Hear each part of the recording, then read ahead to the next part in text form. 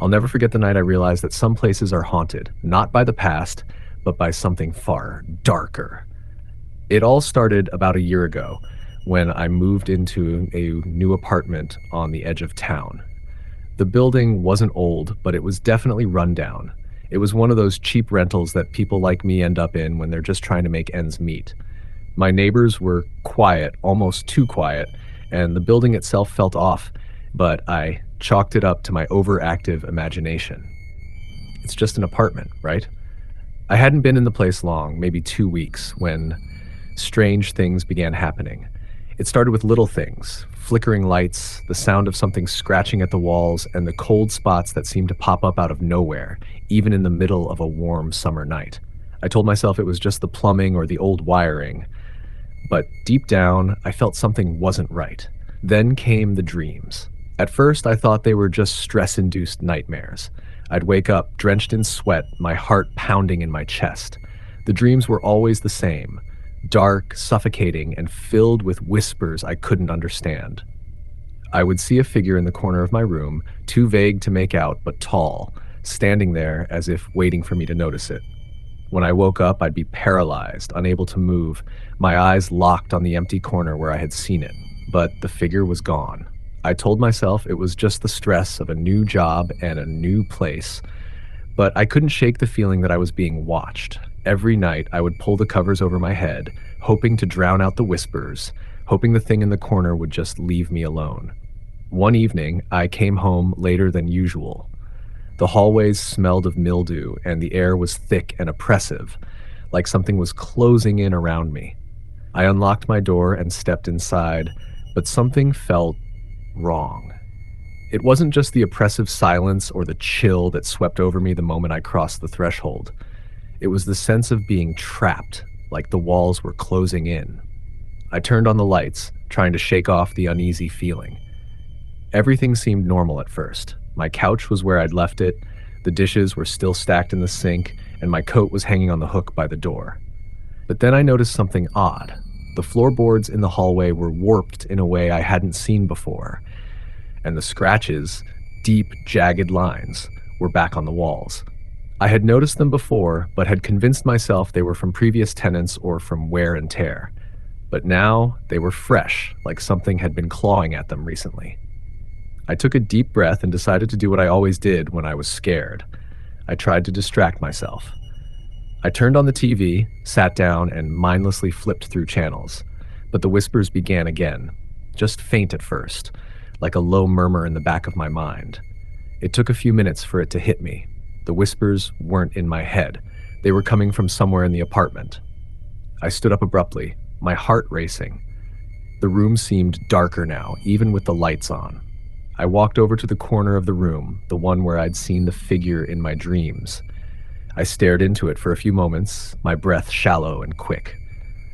There was nothing there, but I couldn't shake the feeling that something was waiting for me to look away, to turn my back.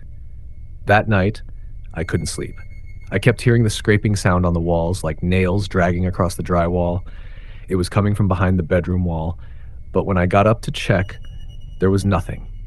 I couldn't even hear it when I pressed my ear to the wall. But when I lay back down in bed, it was there again.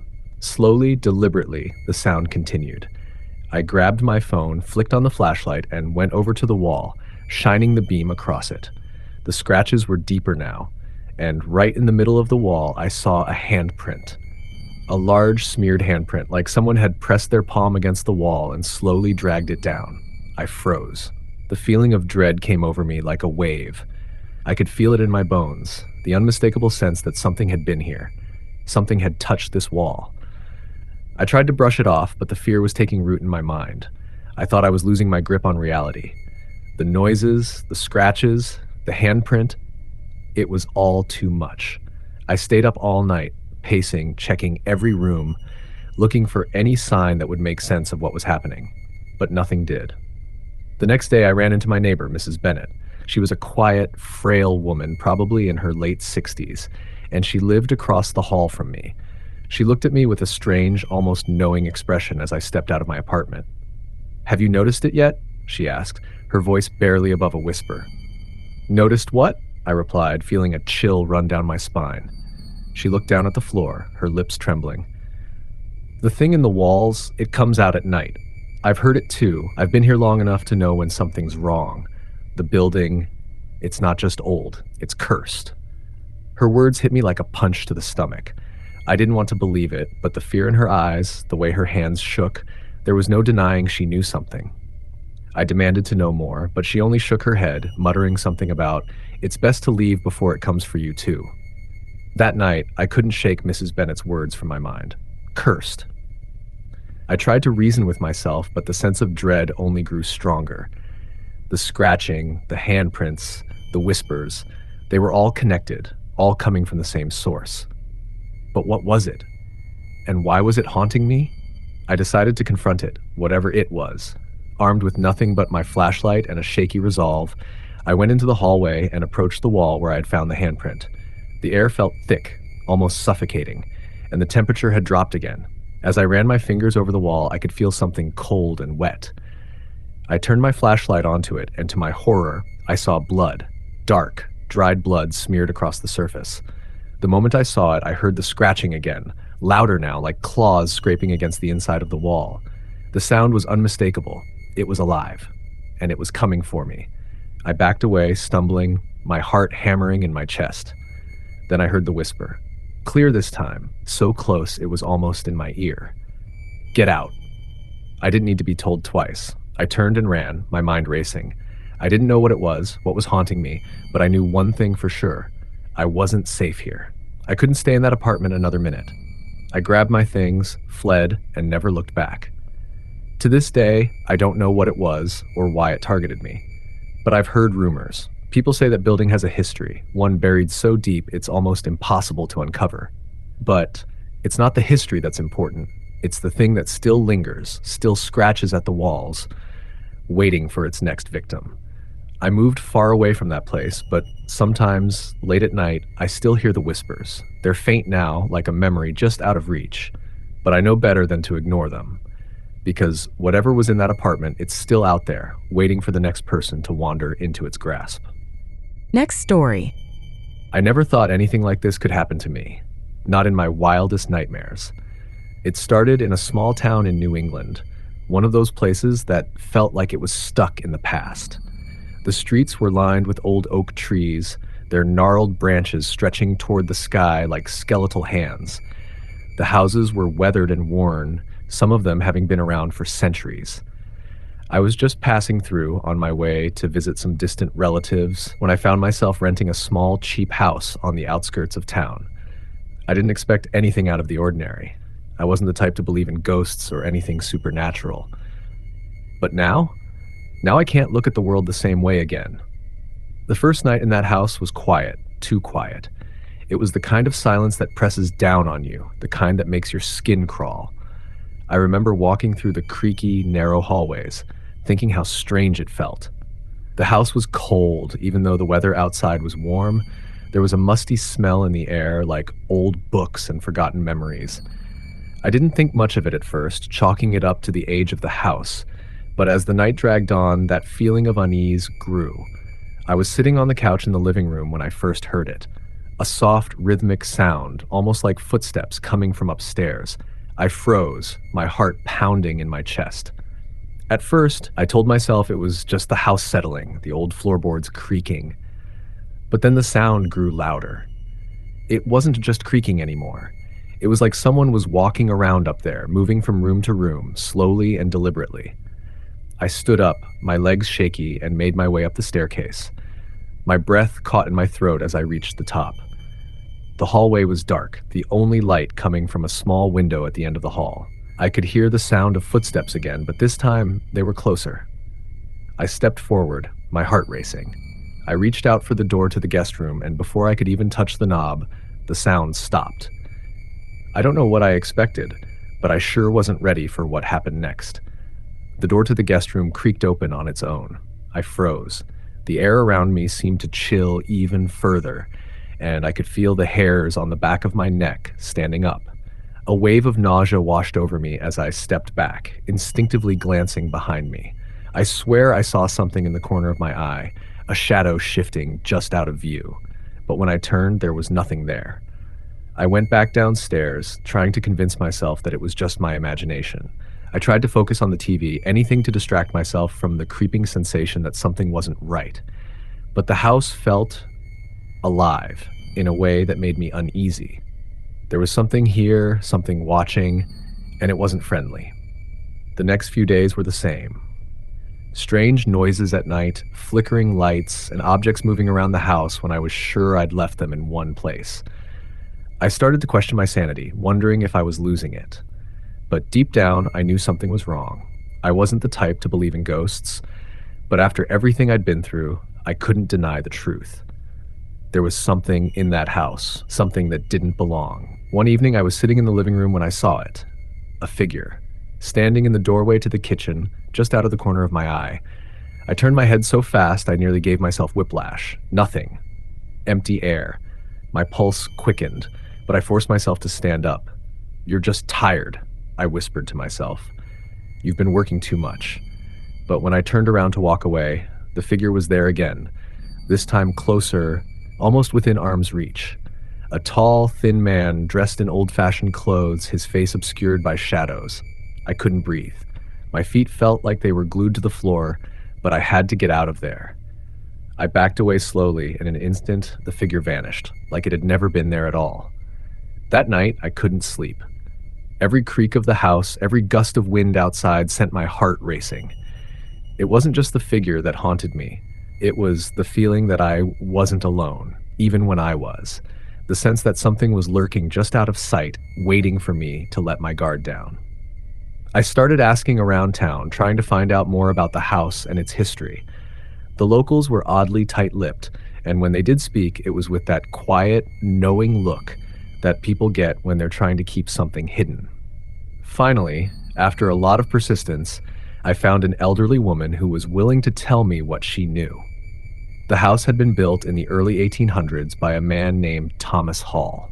He had been a wealthy merchant, known for his ruthlessness in business. He had a wife and 2 children, but they all disappeared mysteriously one night, without a trace. No one ever figured out what happened to them, but it was said that Thomas went mad after their disappearance. He died alone in the house, and ever since, strange things had been happening. People claimed to see him or hear him wandering the halls, searching for something or someone. I felt a chill run down my spine as I listened. It was the same figure I had seen in my living room, the same tall, thin man in old-fashioned clothes. I had no idea why he was here or why he was haunting me, but I knew I had to leave. I couldn't stay any longer. But as I was about to pack up and leave the house for good, something happened that I can never forget. I was sitting in the living room, gathering my things, when I heard the sound of footsteps again, louder this time. It was coming from upstairs. I stood up, but this time I didn't feel the fear I had before. Instead, it was as if a cold, dark energy had settled over me, a feeling that I couldn't shake. I walked up the stairs, my footsteps echoing in the silence of the house. When I reached the guest room, the door opened on its own again, just like before. But this time, I didn't step back. I walked inside. The air was thick with an oppressive energy, and the room was darker than I'd ever seen it. As I stepped farther in, I felt a sudden, overwhelming presence, like something was right behind me. I spun around, and for the briefest moment, I saw him again. The man. This time, his face wasn't in the shadows. I could see it clearly. His eyes were hollow, black pits, and his mouth hung open as though he were about to speak. But no sound came from him. My heart raced as I stumbled backward, knocking over a lamp in the process. The room was cold now, so cold that my breath turned to mist in the air. The man didn't move, but his gaze followed me as I backed toward the door. The moment my hand touched the doorknob, the house seemed to groan, like it was alive. The lights flickered, and the temperature dropped even more. And then, the voice came. It wasn't loud, but it was clear. Leave. I didn't wait to hear anything else. I bolted out of that house like a bat out of hell, not caring where I was going, just needing to get away. The next morning, I packed up and left without looking back. I still don't know what happened in that house or what the man wanted from me. All I know is that I'm never going back to that town. And every night since, when I close my eyes, I see his hollow eyes staring back at me. waiting. Scared yet? Subscribe for more tales from the dark side that'll send shivers down your spine. Next story. I never thought I'd be the type to get scared by something I couldn't explain. I always considered myself rational, grounded in reality. Ghosts, demons, whatever you want to call them, I never believed. That is, until I moved into the old house on Pine Street. The house had been on the market for months, and I was desperate to find something affordable. After my divorce, money had been tight, and I needed a place to rebuild my life. So, when I walked into the old house, with its sagging roof, peeling paint, and overgrown yard, I didn't see a haunted mansion. I saw potential. Sure, the real estate agent was a little too eager to sell, but I chalked it up to the state of the market. The house was cheap for its size, a 4-bedroom property with high ceilings and original hardwood floors.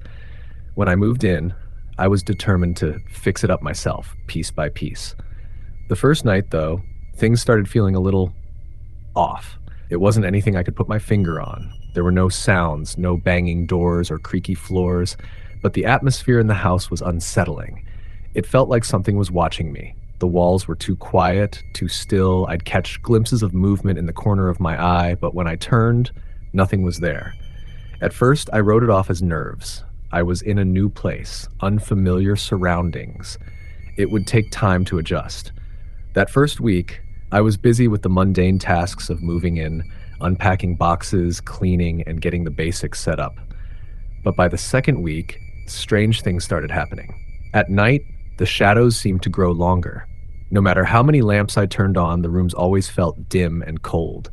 The kitchen door would swing open on its own, and I'd find the bathroom light on in the morning when I was certain I'd turned it off. Sometimes I'd hear soft murmurs, like distant voices, but I couldn't make out what they were saying. One night, I was sitting in the living room watching TV when I heard a loud bang from upstairs. My heart jumped in my chest. I was alone, but it sounded like something heavy had fallen. I grabbed a flashlight and crept upstairs, my footsteps slow and cautious. I reached the top of the stairs and turned to the first room, the master bedroom. The door was slightly ajar, and a thin sliver of light peeked through. I pushed the door open with a creak, and the flashlight beam scanned the room. Nothing was out of place. The bed was neatly made, the dresser standing undisturbed. But then I noticed something strange. The closet door was wide open. I had left it closed earlier. I walked over, my stomach twisting. I could feel my heart pounding in my throat, and as I reached for the door, I felt a rush of cold air as if something had moved just inside the closet. I hesitated, but curiosity got the best of me. I opened the door fully, shining the flashlight into the dark interior, and there, crouched in the back corner, was an old wooden box. I had never seen it before. I bent down to inspect it, the light catching the dust on its surface. The box was small, about the size of a shoebox, with intricate carvings on the lid. There was something faintly off about it, but I couldn't place it. As I lifted it, a chill shot through me, almost as if the box itself was warning me. My fingers trembled as I opened it, revealing a handful of yellowed papers, a tarnished locket, and an old photograph. I picked up the photograph first. It was a black and white picture of a woman, young, with dark hair, wearing a long dress. She had an eerie, unsettling smile, and there was something about her eyes that made me feel uneasy. It was the kind of smile you'd see in old photos, but there was a darkness to it, almost like she knew something I didn't. I quickly put the photograph down, feeling my pulse race. I glanced around the room, but everything seemed unchanged. The air felt heavier now, and I had an overwhelming sense of being watched. Without thinking, I closed the box and stuffed it back in the closet. The next day, I couldn't shake the feeling that something was wrong. I couldn't stop thinking about the photograph. I tried to convince myself it was just an old photo, a relic of the house's past, but I couldn't let it go. That night, I decided to do some research on the house, see if I could uncover anything about its history. I went online and found a local historical society that had archived documents about the area. They had a few records of the house's previous owners. The original owners, a couple named the Holloways, had lived there in the 1920s, but there wasn't much else. There were mentions of a tragic event, though, a fire that had broken out in the house, killing the wife, Catherine Holloway. The report was vague, and the details were unclear, but it mentioned that the fire had started in the master bedroom. I stared at the screen, the hairs on the back of my neck standing up. The more I read, the more unsettled I became. Catherine Holloway had died in the fire, but the report didn't say whether her body was ever recovered. It was just strange. The photograph I had found, the woman in it. It had to be Catherine. It made sense now, the unsettling feeling, the coldness in the house. I felt a pit form in my stomach. That night, I decided to sleep with the light on. I wasn't one for superstition, but there was something about the house now, something I couldn't shake. In the middle of the night, I woke up to the sound of footsteps. Heavy, deliberate steps, pacing in the hallway outside my bedroom. My breath caught in my throat. I lay still, frozen, staring at the door. The footsteps came closer, closer, until they were right outside my door. I heard a soft creak as if someone had stood there, listening. I couldn't take it anymore. I swung the door open, but there was no one there, just the empty hallway, bathed in the dim light of the street lamps outside. I rushed downstairs to check the locks, but everything was in place. That's when I heard it. A soft voice, barely a whisper, floating up from the basement. "Help me." The voice was faint, almost drowned out by the silence of the house, but it was there. It sounded like a woman, desperate, in pain. I stood frozen in place, the weight of the moment crashing down on me. There was no way I could ignore this any longer. The house had a presence, a history that I couldn't explain. The photo, the footsteps, the whisper, it all pointed back to Catherine. Her restless spirit was still here, still trapped in the house she once called home. I knew I couldn't live here anymore. The house had taken too much from me, and if I stayed, I was afraid it might take more. I left that night, never to return. To this day, I can't forget that voice, calling from the basement, begging for help.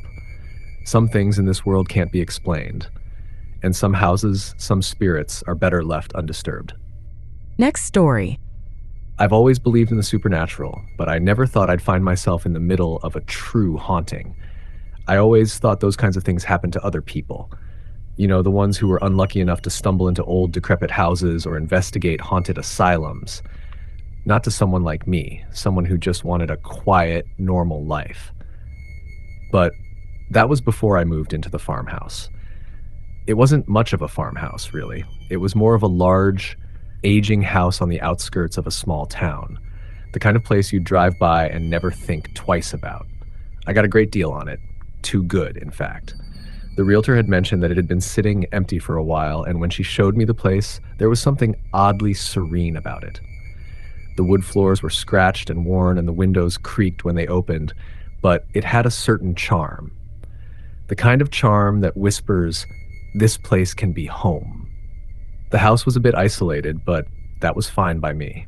I was in need of some solitude after a messy breakup, and the peaceful countryside seemed like the perfect retreat.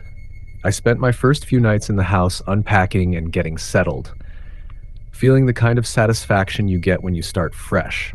I even fixed up the garden out back, which had been overtaken by wild weeds. Slowly, it started to feel like mine. The first strange thing happened on the fourth night. I had just finished dinner and was curled up on the couch, reading a book. The house was quiet, just the sound of the occasional creak from the walls as the house settled. Suddenly, I heard a soft thudding sound from upstairs. At first, I thought it was just the house making its usual noises, but then it came again. This time, louder. It was like footsteps, but slow and deliberate. I froze, trying to rationalize it. The house was old, after all. Maybe the floorboards were just expanding from the warmth of the heater. But the thudding continued, and my curiosity got the better of me. I grabbed my flashlight and headed upstairs. The second floor hallway was dark, the light from the flashlight flickering as I walked down it. As I reached the end of the hallway where the stairs to the attic were, the thudding stopped. The silence was unnerving, so much so that I felt a shiver creep down my spine. I glanced up toward the attic door. The stairs leading up were steep and narrow, and the door itself was an old wooden one, half obscured by a worn rug that had been tossed to the side. I didn't want to go up there, but something in my gut told me I had to. I pushed open the door, the hinges creaking loudly, and stepped into the attic. The attic was musty, filled with the scent of dust and forgotten things. Old furniture, Boxes of forgotten keepsakes and strange bundles of fabric were scattered around the room. But what caught my eye was the old rocking chair in the corner. It was just sitting there, rocking gently as if someone had just been in it. I looked around trying to make sense of it. There was no one there, no other signs of life, just that chair slowly moving. I took a cautious step toward it, and the moment my foot hit the floor, the rocking stopped. An overwhelming sense of dread swept over me, and I had to fight the urge to run. But before I could think twice, I heard something behind me, a soft voice, like a whisper carried on the wind. I turned, but there was no one. "Help me." The voice was faint, almost imperceptible, but it was unmistakable. A chill ran down my spine, and I suddenly felt the intense desire to leave that attic. I didn't know why, but something about the place made me feel like I was being suffocated. I backed out of the attic, and as I did, the door slammed shut behind me, the sound echoing through the house like a clap of thunder. I couldn't explain what had just happened, but I couldn't shake the feeling that the house wasn't just old, it was alive in some way, and whatever was in the attic, whatever voice I had heard, was reaching out to me. The next few days were normal enough. I tried to put the incident out of my mind, chalking it up to my overactive imagination. But it was hard to ignore the strange things that kept happening. The house began to feel colder, even when the heater was running. At night, I could hear faint whispers like the wind through the trees, but when I listened closely, they sounded like words. I could never make out what they were saying, but I knew they weren't my imagination. I wasn't alone in this house. One night, I decided to confront whatever it was. I couldn't keep pretending it was nothing. I went into the attic again, this time determined to get to the bottom of it. The rocking chair was there, as expected, sitting silently in the corner. I walked over to it, my heart pounding in my chest. "Show yourself," I muttered, half to myself. That's when I heard it, the sound of someone breathing, just behind me. I spun around, my flashlight shaking in my hand, but there was nothing. The air grew colder still, and my breath became visible in front of me, swirling in the dim light. I backed up slowly toward the stairs, but something caught my eye. There, lying on the floor, was an old photograph, faded and torn at the edges. I bent down to pick it up, and my breath caught in my throat. The photograph showed a family, 2 parents and their 2 children. They were standing in front of the house, smiling, but their eyes were all wrong. They were hollow, empty, and as I stared at the picture, I felt the unmistakable sense that they were staring right back at me. I dropped the photograph, my hands trembling, and as I turned to leave the attic, I heard the voice again, clearer this time, almost desperate. "Please." I ran down the stairs, out of the house, and didn't stop until I reached the neighbor's house down the road. When I finally told them what had happened, they were quiet, exchanging knowing looks. After a long pause, one of them spoke. "You're not the first person to hear that voice," they said quietly. "This house has a history. People have lived there and disappeared." They told me that the family in the photograph had lived in the house years ago. The parents had vanished without a trace, and the children had been sent to foster homes, but no one ever figured out what happened. The house was abandoned soon after, but the rumors of strange happenings had followed it. People said it was haunted, cursed even, and now it seemed the house had chosen me to reach out to. I never went back to that farmhouse. No one should live in a house that isn't truly empty. The presence in that place wasn't just a memory, it was something much darker, something that would never let go. Feeling spooky? Keep the chills coming by subscribing to our channel for more ghostly stories. Next story. It all started when I inherited my grandmother's old house. She'd lived alone in that creaky 2-story home on the edge of town for as long as I could remember. The house itself was a bit of a mystery. No one really knew much about it. My grandmother wasn't one for stories or socializing, and her life was as quiet as the house was. She had a garden that was often overgrown with flowers that seemed to bloom despite the neglect. But when I got the call that she had passed, I felt both sadness and an odd sense of relief.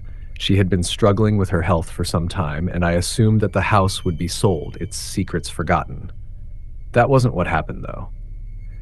When I went to the house to settle her affairs, the lawyer handed me the key, and I found myself standing on the doorstep, unsure of what to do next. The house was quiet, too quiet.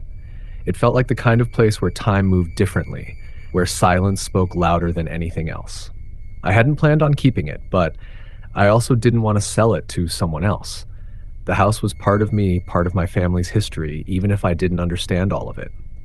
I decided to stay the night, just to go through her things and see what needed to be dealt with. It was late by the time I got inside, and the house felt strangely alive. The floorboards creaked underfoot as if they were awake, listening, following my every step. I shook off the feeling, but it lingered in the back of my mind as I moved through the rooms. Most of the furniture was covered in sheets, and dust hung in the air like a thick fog. That night, I went to bed early, exhausted from the emotional weight of the day. I tried to sleep, but there was something unsettling about the house. Every time I closed my eyes, I heard things, scratches against the walls, the soft thud of something moving in the hall. I told myself it was just the old house settling, but the noises continued. At one point, I heard a distinct sound, footsteps. Not the creaking of wood, but the distinct pattern of someone walking. Someone in the house with me. I sat up, my heart pounding, listening intently. The footsteps stopped just outside my door. The air grew cold, and I felt a presence. I tried to convince myself it was my imagination, but I knew it wasn't. The silence that followed was thick, suffocating. I decided to investigate. Grabbing a flashlight, I crept out of bed and tiptoed down the hallway. The house was dark, the only light coming from the weak beam of my flashlight. I made my way downstairs, each step heavy with dread. As I reached the bottom, the flashlight flickered and went out. A cold breeze passed by me, and I felt the hairs on the back of my neck stand up. I tried to turn the flashlight back on, but it wouldn't respond. In that moment, I wished I hadn't come. But just as I was about to head back upstairs, I heard it again. Soft, deliberate footsteps. This time, they weren't just outside my door. They were moving through the house, walking toward me. I froze, not knowing what to do.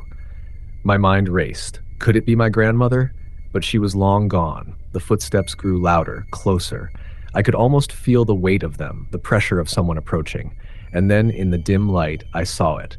A figure, tall and thin, standing at the end of the hallway. It was covered in shadows, and its form seemed to shift and flicker as if it didn't quite belong to this world. "Grandma?" I whispered, barely able to breathe. The figure didn't move, didn't speak. It simply stood there, watching me. I tried to move, to run, but my legs felt like they were made of stone. The figure took a step forward, its outline becoming clearer in the dim light. It was no longer a person, more like a shape, a presence that couldn't be fully defined. Its eyes, if they could be called eyes, were hollow, black pits of emptiness, staring straight through me. I wanted to scream, but no sound came out. Then the figure spoke. Its voice wasn't like any voice I had ever heard. It wasn't human. It was distant, like an echo from somewhere deep inside the earth. "She's waiting." The words were cold, and with them I felt an overwhelming sense of dread that made my blood run cold. I wanted to run, to escape, but my body refused to move. The figure reached out a long, skeletal hand toward me, and I could feel the chill radiating from it. Suddenly, the lights flickered back on, and the figure disappeared. The house fell silent again, but the weight of what had just happened hung in the air like a thick fog. My heart was racing, and I stumbled back, desperate to get away from that spot. I ran upstairs, locked the door, and tried to calm myself down. But that was just the beginning. The next day, I decided to confront whatever was in the house. I had to know what it wanted, why it was here. I combed through my grandmother's belongings, looking for any clues. And then, hidden in the back of her closet, I found an old box. Inside, there was a small leather-bound journal.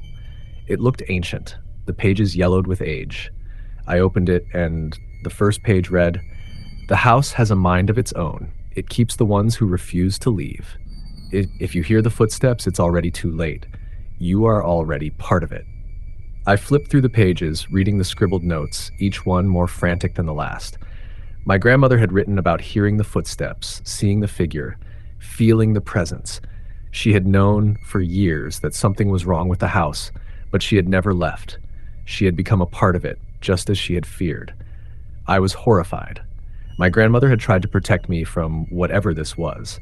She hadn't told me the truth because she knew I wouldn't believe it, and now it was trying to claim me too. I had to leave.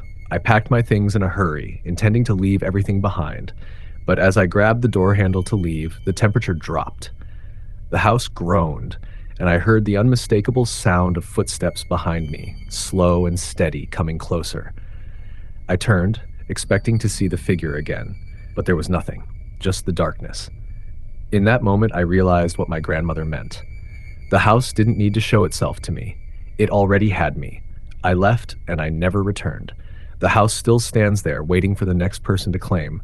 I don't know who will be next, but I do know one thing: the house never forgets. It doesn't let go, and it always takes. Next story. It was a Sunday morning when I found the letter. I was cleaning out the attic of my childhood home, a place I hadn't visited in years. My parents had passed away the previous year, and I had returned to sort through their things, to decide what to keep and what to let go. It was hard, emotionally draining, but I knew it was something I had to do.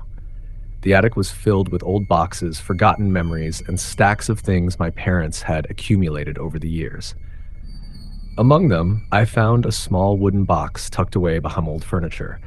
I opened the box, and inside, I found a faded, yellowed letter. The handwriting was unfamiliar to me, though it looked old enough to have come from a different era, perhaps even from my parents' youth. I unfolded it carefully, the paper cracking slightly as I did, and read the words written inside. To my dearest Helen, if you are reading this, then I am already gone. Please do not look for me, and please do not seek out the truth. It is not a truth you will want to know.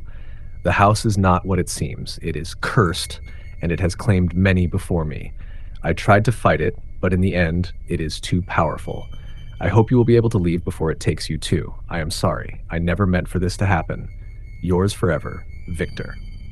The letter was signed by someone named Victor, and there was no explanation of who he was or why he had written it. I had no idea who this person was, but as I read the letter over again, a cold shiver ran down my spine.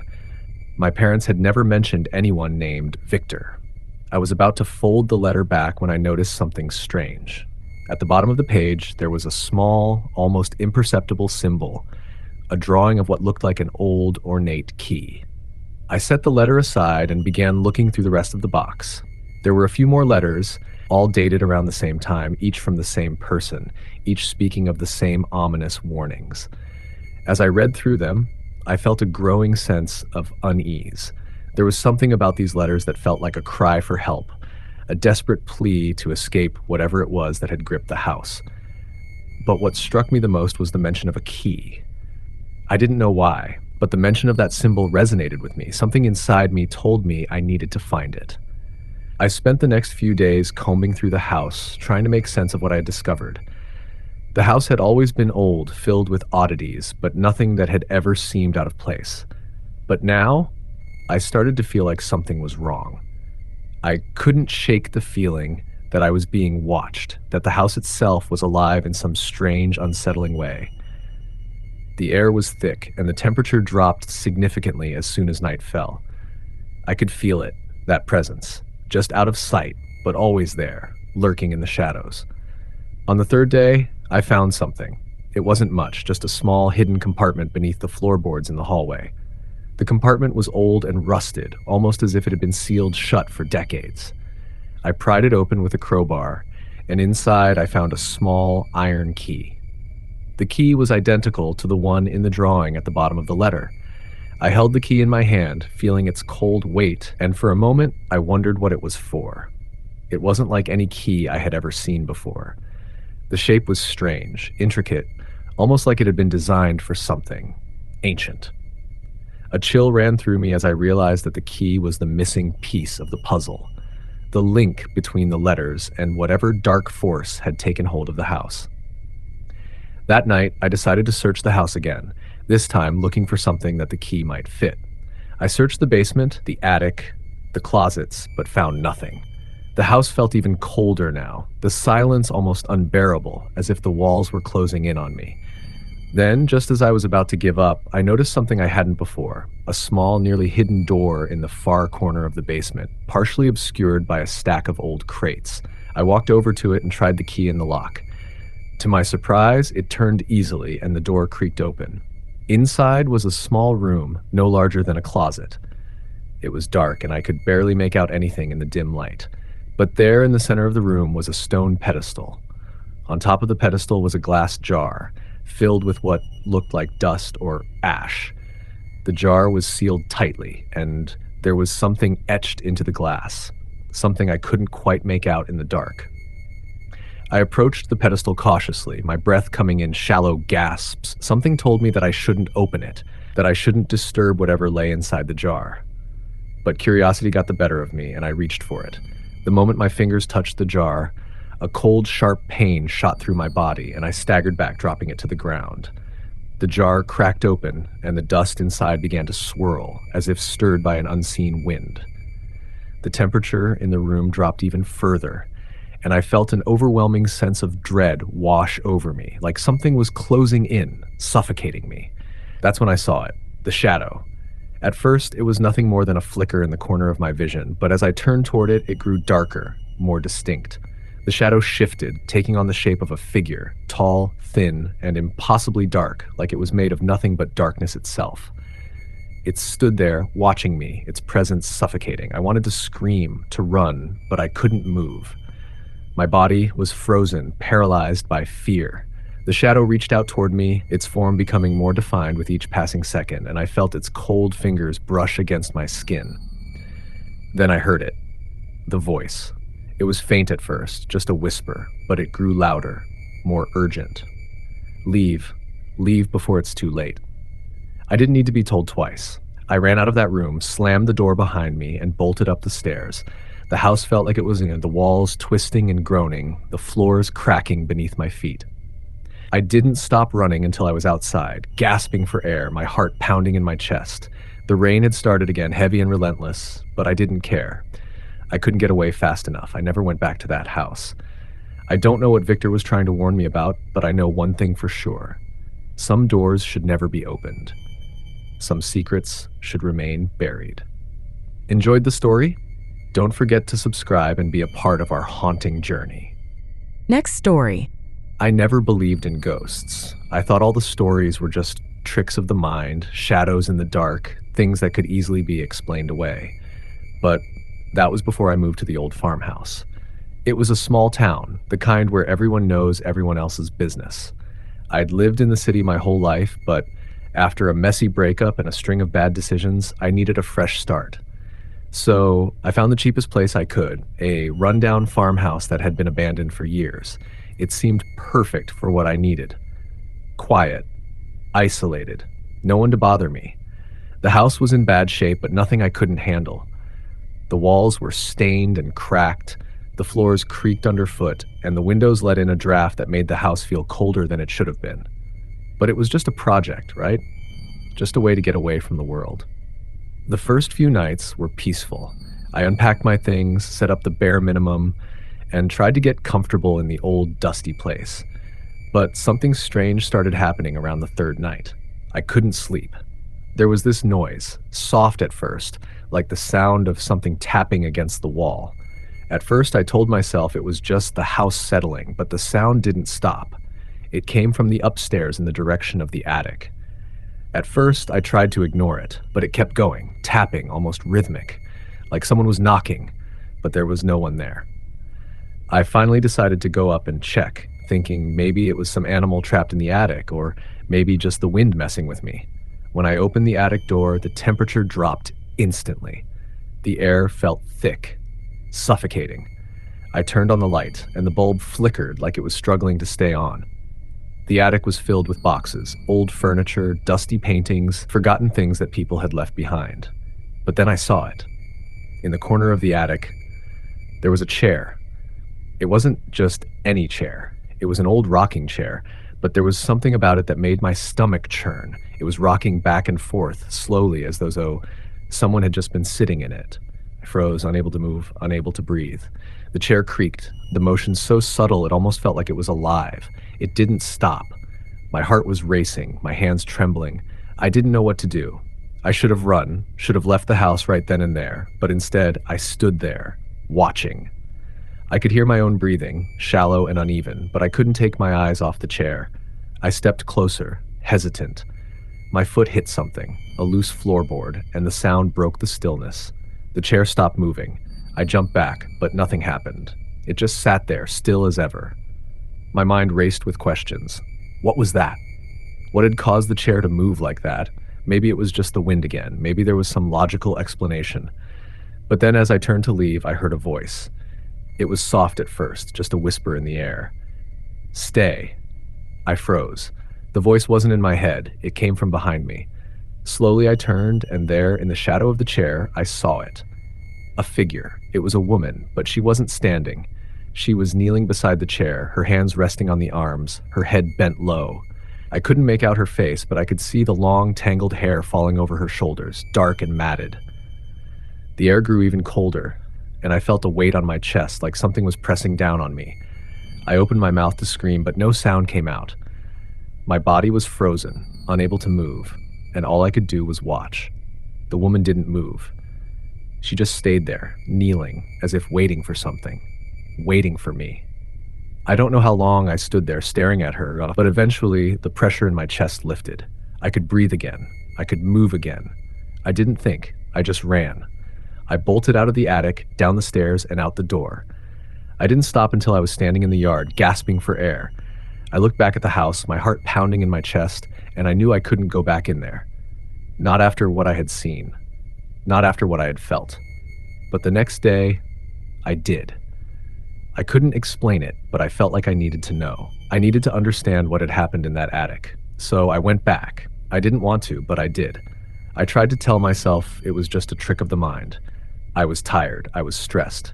Maybe I'd been hearing things. But when I opened that attic door again, the rocking chair was still there. And this time it was rocking again. Slow, steady, back and forth. I approached it cautiously, my heart hammering in my chest. I didn't know what I was expecting, but I wasn't prepared for the sight that greeted me. The chair wasn't empty. Someone was sitting in it. A woman, her back straight, her hands resting on the arms of the chair. But she wasn't alive. Her face was pale, hollow, her eyes open but lifeless. The room grew colder, the air thick with a presence I couldn't explain. I could feel her eyes on me, even though she didn't blink, didn't move. And then she spoke. The same whisper I'd heard before. Leave, or you will never leave. The words sent a chill down my spine. I didn't know what it meant, but I knew that whatever was in that house was not something I could ignore, not something I could outrun. I ran again, this time straight to the front door, but as I grabbed the handle, I felt something strange, like the door wasn't there. My hand passed right through it, as if the house itself was rejecting me. I stumbled back, panic setting in. The woman's voice echoed in my mind, louder now. You are mine now. I didn't know how long I was trapped in that house, but I eventually woke up, lying on the floor, my body cold and stiff. The sun was rising, the house quiet again, but I knew that something had changed. I could feel her presence lingering, always watching. I never spoke about that night to anyone. No one would believe me. And maybe that's for the best. The farmhouse is still there, waiting for its next tenant, but I'll never go near it again.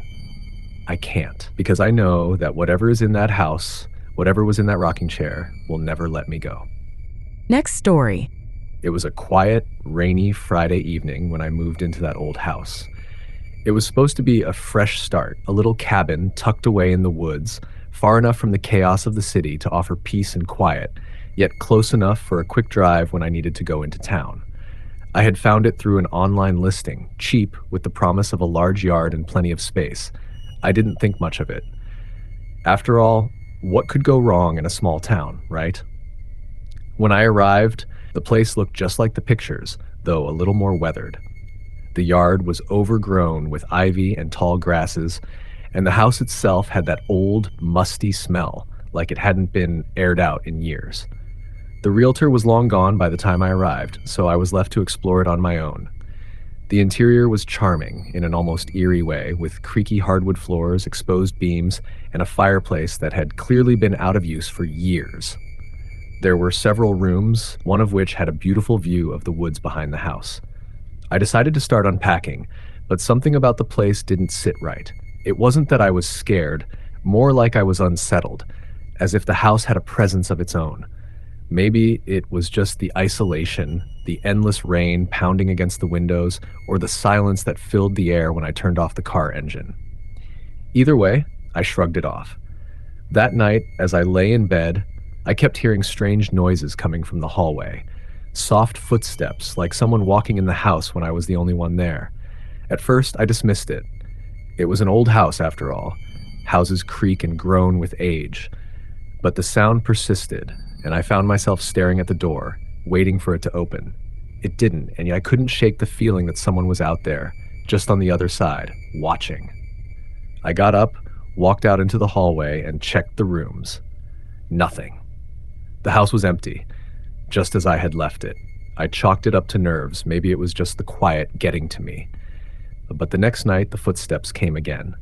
This time they were louder, more distinct, as if someone were pacing back and forth just outside my bedroom door. I was beginning to feel uncomfortable. I checked the doors and windows, making sure everything was locked. But when I lay back down, the steps resumed, this time followed by a faint whispering sound. "Help me." The voice was barely audible, but unmistakable. I froze, my heart thumping in my chest. It wasn't my imagination. Someone or something was in the house. I didn't know what to do. I wanted to call someone, but I didn't know anyone nearby. I wasn't even sure who to call, or if anyone would believe me. Instead, I got up and grabbed a flashlight, the only thing I had to defend myself. I slowly made my way through the dark, creaking house, trying to ignore the overwhelming sense that I was being watched. As I reached the living room, I noticed something odd. The air was colder than usual, and there was an unnatural stillness to it. No wind rattling the windows, no rain tapping against the glass, just silence. And then I saw it. Something out of the corner of my eye, a figure standing by the fireplace. I whipped the flashlight toward it, but there was nothing there. The room was empty. I stood frozen, my breath coming in shallow gasps. I wanted to scream, to run, but my body wouldn't move. The whispering came again, closer this time, as if someone were standing right behind me. "Help me." I spun around, my flashlight shaking in my hand. Nothing. No one.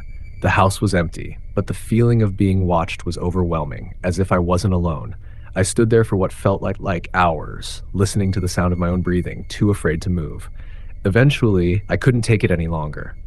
I grabbed my things, ran out of the house, and drove back into town.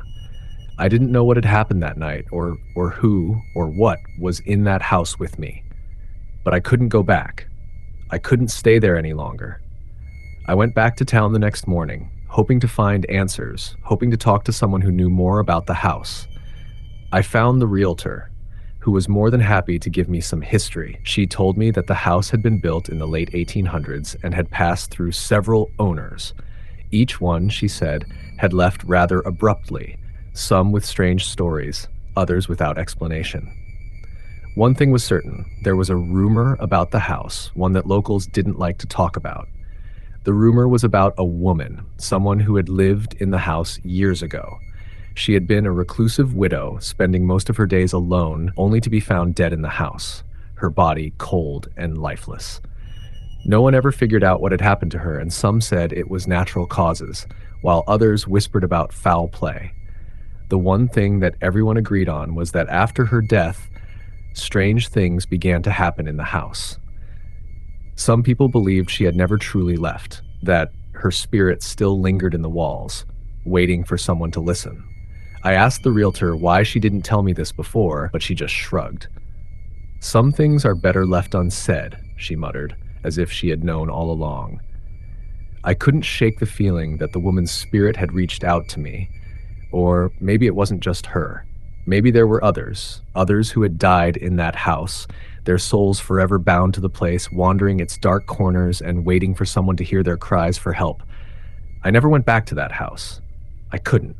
But the whispers, those whispers that had followed me that night, they didn't stop. Even when I moved into a new place, even when I thought I was safe, they continued. Quiet at first, like a distant memory, but always there, lurking just beneath the surface. A whisper in the wind, a creak in the floorboards, a shadow moving in the corner of my vision. I don't know if I'll ever get rid of them, these ghosts that haunt my every step. Maybe they're real, maybe they're not. But one thing's for sure, some spirits never rest, some never leave. Next story. I was never one to believe in anything supernatural. My friends would talk about ghosts and spirits, and I'd roll my eyes, dismissing it all as nonsense. That is, until one night when my skepticism was shattered completely. It all started when I took a job in a small town about an hour outside the city. The company I worked for had recently acquired an old mansion on the edge of town. They wanted me to oversee the renovation and the process of converting it into a guest house. The place was historic, built in the 1800s, and had been vacant for years. The moment I walked through the front door, I felt a strange sense of unease, but I shrugged it off. Old houses are like that, creaky, dark, and full of memories. It was nothing to be afraid of. The first few days were fine. I spent my time walking through the massive rooms, making notes about repairs that needed to be done. The place was falling apart with peeling wallpaper, cracked windows, and floors that groaned with every step. But there was something about it that intrigued me, something that drew me back after each day. I began working late into the evenings, listening to the sound of my own footsteps echoing through the empty hallways. Then, on the fourth night, things changed. I was in the library, going through old books that had been left behind. There was an antique globe in the corner, and as I reached for it, I heard a faint sound. It was soft, barely audible, but it was definitely there. A tap, tap, tap, like someone was knocking on the wood. My head snapped toward the source, but the room was empty. The air was thick, too thick, almost suffocating. I stood frozen, my heart beating louder than the sound itself. I convinced myself it was nothing. A settling house, wind, maybe even a rodent scurrying through the walls.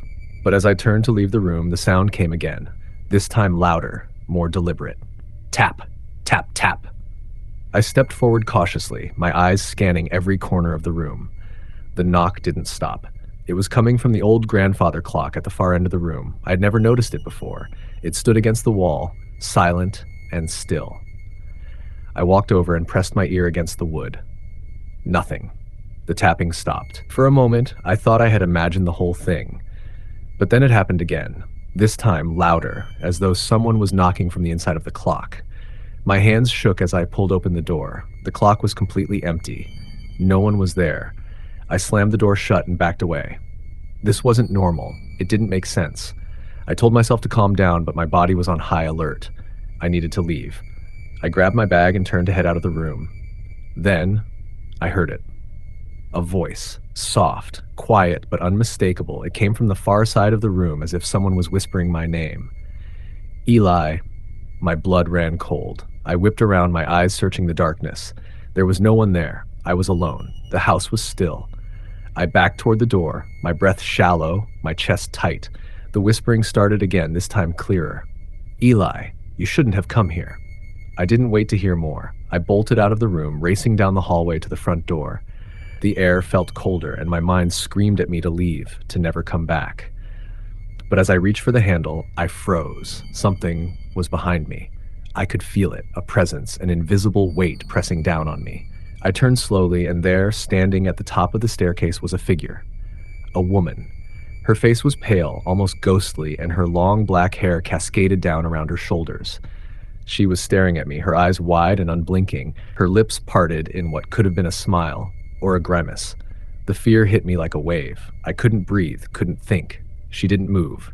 She just stood there, watching. In a panic, I yanked open the door and ran out into the night. The cool air hit my face, but it didn't do anything to calm my racing heart. I didn't stop running until I reached the small guest house on the property. I locked myself in and tried to calm down, telling myself that I was just tired. I was overworked, stressed. Maybe the darkness of the mansion had played tricks on me, but I couldn't escape the feeling of her eyes on me. The next day, I returned to the mansion, though every part of me screamed not to. I had to finish the job. The company would want updates. I had no choice. I steeled myself for whatever was ahead and forced myself to walk through the front door. The house was eerily quiet, the silence almost deafening. It felt wrong, like something was waiting, watching. I made my way up the stairs, toward the library again. The air grew colder with every step, and the house seemed to groan under its own weight. When I entered the library, I noticed something was different. The grandfather clock was open. The door that had been locked the night before was now ajar, the insides empty. I stepped forward, drawn to it, despite the warning in my head to turn and leave. As my fingers brushed against the edge of the door, I heard it again. The tapping, tap, tap, tap. This time, it wasn't coming from the clock. It was coming from inside the walls. Tap, tap, tap, louder and faster until it felt like the entire house was shaking. I ran. I didn't look back. I had to get out. But when I reached the front door, it wouldn't open. It was stuck, as if something on the other side was holding it shut. Panic flooded me. I pounded on the door, but nothing happened. The tapping had stopped, replaced by that same voice, soft and chilling. "You shouldn't have come back, Eli." I spun around, and there she was again, the woman. Her eyes locked onto mine, and for a moment I was paralyzed, unable to move or speak. And then she whispered one final thing: "Leave, before it's too late." I didn't hesitate. I ran through the house, out through a back door I hadn't seen before, and I didn't stop running until I reached the town. I never returned to the mansion. I couldn't. After that night, I moved to a different town and started a new life. But every now and then I'll hear the tapping, soft, rhythmic, like someone knocking from behind a wall. And I know deep down that the woman in that house is still waiting for someone to answer. Want more spine-chilling stories? Hit the subscribe button now. Next story. I never believed in ghosts, not really. I always thought the stories were just that, stories. Maybe some creepy old buildings had strange noises, maybe the old man down the street had a vivid imagination, but nothing truly supernatural ever seemed real to me. That was until the night I moved into that house. It was a quaint little 2-story cottage on the outskirts of a sleepy town in the Midwest. It was cheap, and I figured it would be a good place to settle down after I'd had enough of city life. The house was charming, with ivy creeping up the sides and a thick layer of mist that seemed to hover over the yard in the early mornings. It had a history, of course. They all do. It used to be owned by an older couple who passed away several years ago. Their kids had sold it off, and now, here I was, ready to make it my home. The first night wasn't anything special. There was no banging, no flickering lights, no doors creaking open on their own. But there was something in the air, like an odd heaviness. I shrugged it off, telling myself it was just the house settling. I was new to the place, and it had been empty for a while. Old houses make noises, right? But then, things started happening. The first time I was making dinner in the kitchen when I heard it. A whisper, soft and faint, just behind my shoulder. I spun around, expecting to see someone, but there was no one. The room was empty. At first, I convinced myself it was the wind, or maybe the house's pipes acting up. But the next time, it wasn't a whisper. It was a low, almost guttural sound, like someone dragging their feet across the floor, coming from the hallway outside the kitchen. I stepped out of the room, heart pounding, and called out, "Hello?" There was no answer. I checked every room in the house, and the whole place was quiet. No one was there. The third time it happened, I couldn't brush it off. I had just finished a long day of unpacking and was sitting down in the living room trying to relax. It was well past midnight, and I was starting to feel a bit strange, like I wasn't completely alone. That's when I heard it again. Footsteps. But they weren't coming from anywhere near the door. They were coming from upstairs, from the old guest room that I hadn't even unpacked yet. The footsteps were slow, deliberate, like someone was pacing back and forth. I grabbed a flashlight, my hands trembling as I climbed the stairs. I called out again, but all that answered me was the faint sound of breathing, deep and uneven, like someone was standing just beyond my reach. I stepped carefully down the hallway, the light flickering with every step I took. When I reached the guest room, the door was slightly ajar, and the air inside was unnaturally cold. I slowly pushed the door open. The room was empty, but it felt wrong. Like someone had just been there, like I had interrupted something. I scanned the room, my eyes landing on the window. The moonlight cast long shadows across the floor, but there was something odd about the reflection. It wasn't quite right. The image in the window didn't match the room. There was a shape in the reflection, a shadowy figure standing just behind me. I turned quickly, but there was nothing there. No one. My breath caught in my throat, and I couldn't move. I stood frozen in that room, staring at the empty space, wondering if my mind was playing tricks on me. That's when I heard it again. Footsteps. But this time they were coming from behind me. I spun around just in time to see the door slam shut on its own. I backed away, my heart hammering in my chest, my breath coming in sharp, shallow gasps. There was no way I was going to stay in that room any longer.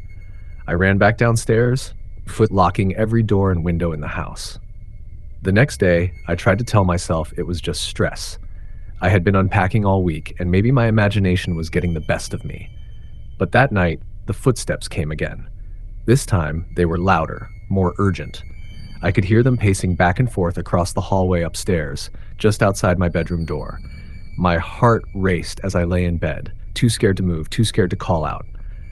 The house was silent, except for the sound of my own breathing and the footsteps that never stopped. I had to get out of there, but as I reached for my phone to call a friend, I froze. A voice, a whisper. It was right next to my ear. "Get out!" I couldn't even scream. My body was paralyzed with fear. My eyes darted around the room, searching for the source of the voice, but all I could see were the shadows dancing on the walls. The whisper came again, this time closer. I felt something cold brush against my neck, and the hairs on the back of my head stood on end. "Get out now!" I jumped out of bed and ran downstairs, heart racing, but before I could even get to the door, it slammed shut with a deafening thud. I spun around, my breath shallow, but the room was empty. There was no one there. The house was still, unnervingly still. I couldn't stay in that house any longer. I grabbed my things and bolted out the door, running across the yard, feeling the hairs on the back of my neck prickle with every step. I didn't stop running until I reached my car. I never went back. The next morning, I called the landlord and told him everything, though I doubt he believed me. After all, who would? But I left the keys on the kitchen counter, not caring about anything else. The house had taken enough from me. To this day, I don't know what happened there. I don't know what the footsteps were, or the voice, or the strange feeling that something was always watching. All I know is that sometimes late at night, when I close my eyes, I still hear it. The soft, steady sound of footsteps pacing in the dark.